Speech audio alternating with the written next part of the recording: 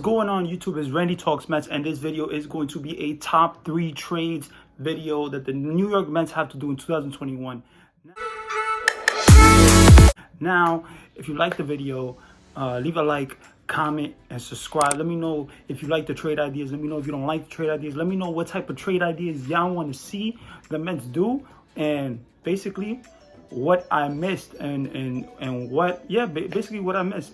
So overall, let's get into the video. We got a couple of trades. We got 3 big trades to talk about, and overall it's just big trades, and these are major trades that if the Mets do it, it's just going to be so great for the Mets, I believe, and it's just going to be a good season for the Mets. But they have to do it this season, or they have to do it this season if they really want to win the World Series, or if they want to do something to improve their rotation and improve their roster. So let's get right into the video. We got the first trade is going to be Jose Berrios. Now, Jose Berrios is an ace pitcher. Jose Berrios is an ace caliber pitcher, man. And Jose Berrios would be traded for Ronnie Mauricio and JT Ginn. Now, let's talk about Jose Berrios himself. He is having a great season.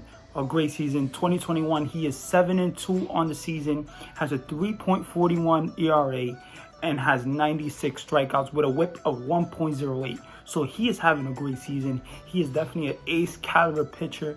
Overall, he has a plus fastball, a nice slider. Like, he is an ace caliber pitcher. And imagine Jose Berrios, number 2 to the great Jacob deGrom, because Jacob deGrom, nobody's better than him. So honestly, Jose Berrios was slotted in that rotation spot and number 2. And we know that the Mets, they need starting rotation help. With Noah Syndergaard, Carlos Carrasco injured, Jose Berrios would be a great addition for the New York Mets. Now, let's talk about what the Mets are giving up. Now, if you really think about it, Ronnie Mauricio is the 2nd top prospect for the New York Mets right now, the 50th top prospect in all of baseball in the top prospects. So he right now is seen as a really great prospect so far for the New York Mets. Ronnie Mauricio is the 2nd top prospect in the New York Mets system, second to Alvarez, Francisco Alvarez. That's the catcher prospect, and he's amazing. But Ronnie Mauricio is 2nd, and he's 2nd for a reason, you know what I'm saying? He is not a scrub. He is a switch-hitting shortstop with a frame to hit about 20 to 25 home runs that it looks like. He's a switch-hitting shortstop. He is a great defender. He is a better hitter this year so far, and is hitting for more power. So let's get right into it. Ronnie Mauricio is a 267, 302, 390 hitter, career hitter. And this guy is a nice player, man. If the Mets trade him, it would be okay if you get a player like Jose Berrios.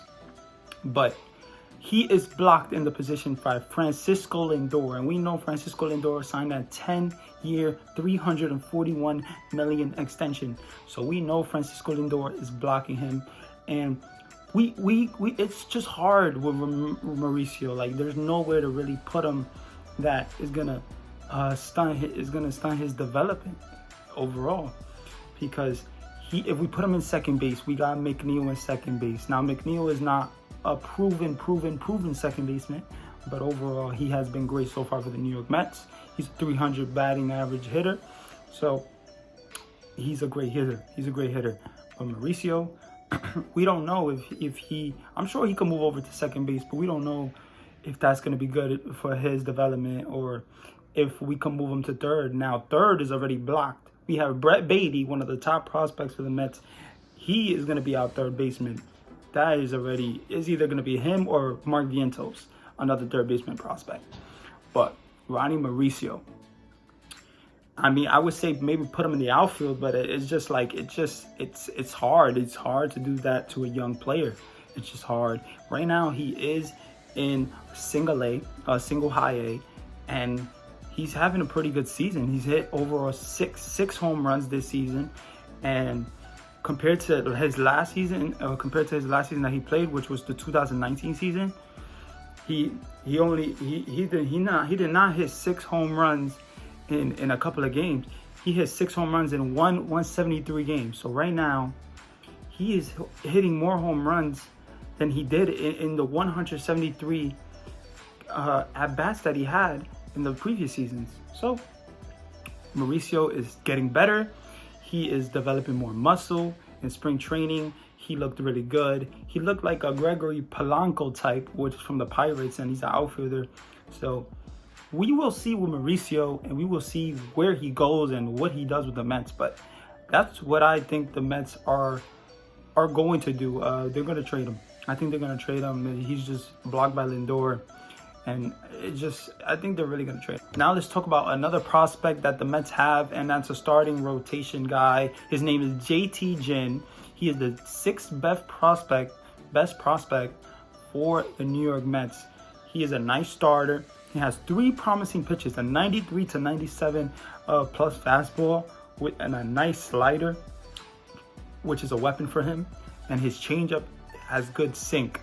So JT Ginn is overall right now in low A. He is in low A right now, and he just came back from Tommy John surgery, so his career is not proven, but overall he could be a number 2 to number 3 starter. So yeah, let's really get into it. JT Ginn is looking like a number 2 or number 3 starter, probably number 2. So overall, this would be a great addition for the Minnesota Twins. You know what I'm saying? You lost Berrios, but you get Mauricio and you get JT Ginn. So overall, you get a nice pitcher and you get a really defensive and offensive switch hitting shortstop with Mauricio. So Mauricio's career is bright. I think he has potential to be really good, and JT Ginn has potential to be really good. So let's get into the next trade idea, and this is going to be Kris Bryant for JD Davis and a prospect like Thomas Szapucki. So Kris Bryant is a proven third baseman. You know what I'm saying? He is not having a bad season at all.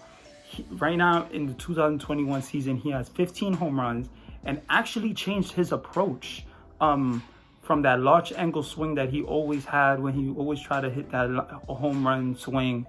And he actually changed his approach and got his swing to be more level. And overall, it's been a good method of success. And overall, he is having a pretty good season. Like I said, 15 home runs, 261 batting average right now. But he is he's not the most amazing third baseman like Arenado or Machado, but he's definitely a better upgrade than JD Davis. So I feel like if the Mets get Kris Bryant for JD Davis and Thomas Szapucki, that would be a pretty good trade for the Mets, because Kris Bryant is a nice third baseman, offensive, defensive, pretty good. Definitely upgrade over JD Davis. But the thing is about Kris Bryant is he's going to be a free agent after the 2021 season. 2021 season. So this would be this would be an addition for the Mets, a pretty good addition. But they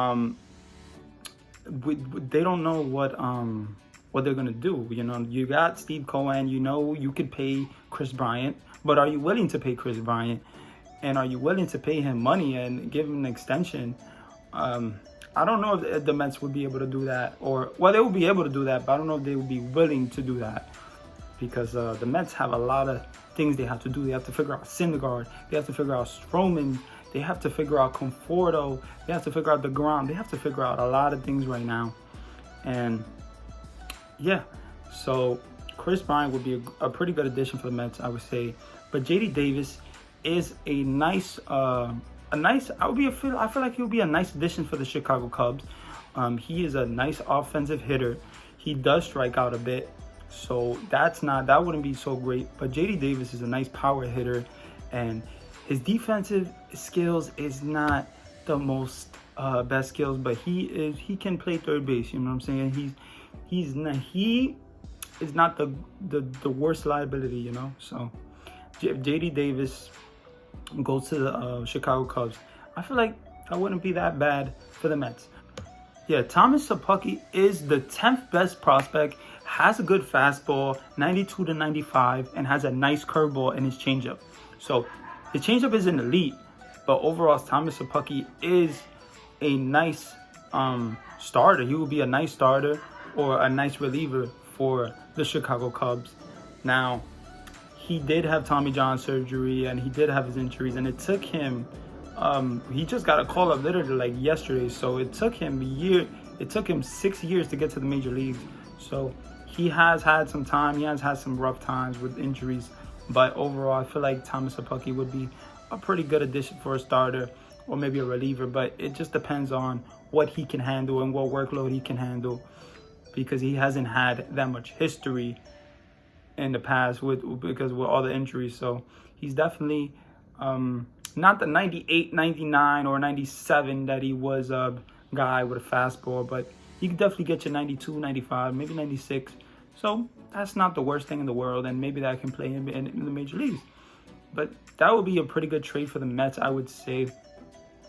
Now let's get into a dream scenario trade for the New York Mets. And I think y'all know who I'm really going to say.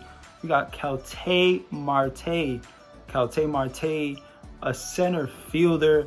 Oh man, Calte Marte for Brandon Nimmo, Matthew Allen, and another prospect maybe because this is a dream trade scenario. Calte Marte is a great offensive hitter. Oh my God, his career, he's literally hit over 300 almost his whole career. He probably had one minor league season that he hit 289, but overall, right now, his 2021 season, he has a 370 batting average with 4 home runs and 21 RBIs.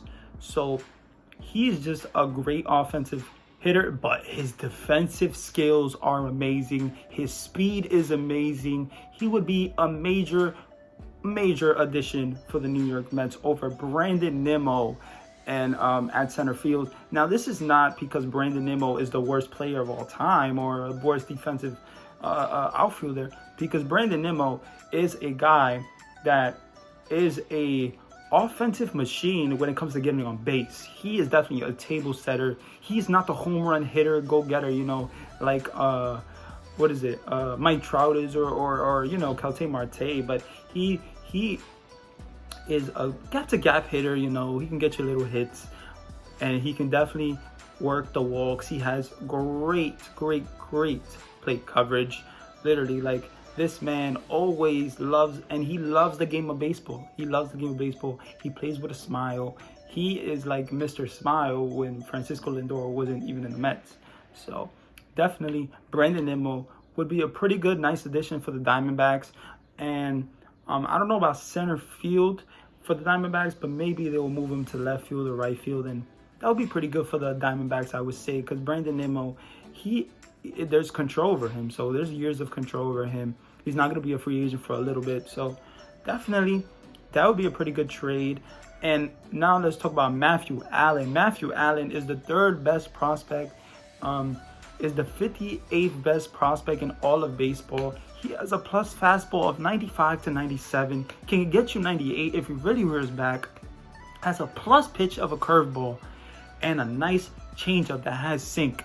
So Matthew Allen, Matthew Allen is a guy that was a first rounder, but then there was something that happened with his arm or his injury, and he could not take that spot. So they put him in the 3rd round, and the Mets took a basically first rounder in the 3rd round and got a steal with Matthew Allen. So Matthew Allen has the potential to be a number 2 or ace pitcher for any team that he goes on. So I would say, I don't know, man. I don't know if this would be a great trade for the New York Mets. They would have a center fielder that is in control for years to come. Now, Calte Marte does have a contract, and he does have a salary that the Mets would have to pay. But I feel like the Mets have money, and Steve Cohen has not shied away from saying he has money, and we know he all has money, so he will be able to pay his salary, Calte Marte. But this would be a great addition for the team. Now, let me recap the trades that I talked about in this video.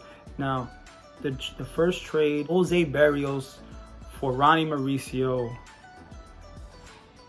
and JT Ginn was the first trade I talked about. The second trade was Kris Bryant for JD Davis and Thomas Apucky. And then the third trade was Calte Marte for Brandon Nimmo and Matthew Allen. Now, these three trades would be great for the Mets. I would say these are probably the top three trades that the Mets can do to improve their team right now. And let me know if you like the trade ideas that I came up with, or if you want, if you think I missed a trade idea, or if you have a trade idea yourself that you want to tell me about in the comments, and maybe I can make another trade video when it comes closer to the trade deadline. But I would say definitely these are the top three trades that I say that the Mets should do in 2021, or at least one of them. And yeah, man, if you enjoyed the video, leave a like, comment, subscribe to the channel. Let's go Mets, and let's get to the World Series, and let's get going, guys. I love y'all. Have a great one, and keep watching the great game of baseball, and stay blessed.